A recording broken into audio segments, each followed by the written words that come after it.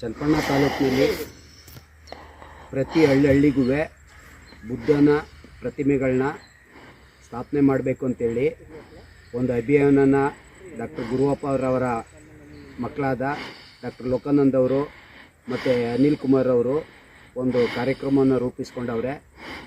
ಇದು ಉತ್ತರ ಕರ್ನಾಟಕದಲ್ಲಿ ಪ್ರತಿ ಹಳ್ಳಿಲೂ ವಿಹಾರಗಳು ಮತ್ತು ಪ್ರತಿಮೆಗಳಿರುವುದೇ.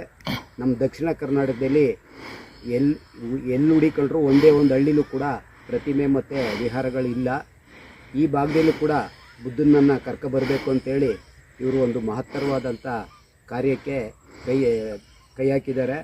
ಅದಕ್ಕೆ ತಾಲೂಕಿನ ಎಲ್ಲ ಜನರು ಕೈ ಜೋಡಿಸೋದ್ರ ಮುಖಾಂತರ ತಾಲೂಕಿನಲ್ಲಿ ಪ್ರತಿ ಹಳ್ಳಿಲೂ ಒಂದು ಬುದ್ಧ ಮತ್ತು ಅಂಬೇಡ್ಕರ್ ಪ್ರತಿಮೆಯನ್ನು ಸ್ಥಾಪನೆ ಮಾಡಬೇಕು.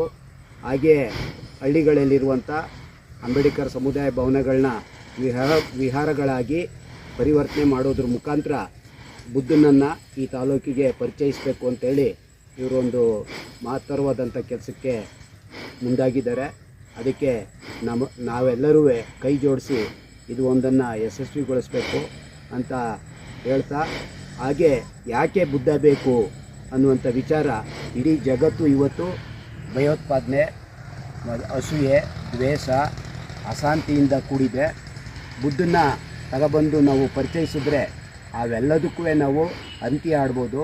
ಹಾಗಾಗಿ ಇಡೀ ಜಗತ್ತು ಶಾಂತಿಯಿಂದ ನೆಲೆಸಬೇಕಾದ್ರೆ ಬುದ್ಧ ಮತ್ತು ಅಂಬೇಡ್ಕರು ಈ ಪ್ರಸ್ತುತವಾಗಿ ಭಾಳ ಅಗತ್ಯವಾಗದೆ.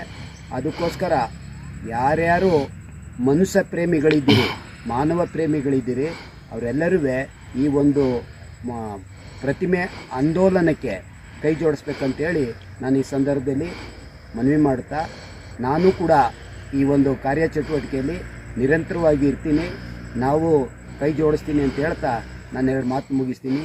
ಜೈ ಭೀಮ್, ಜೈ ಭಾರತ್.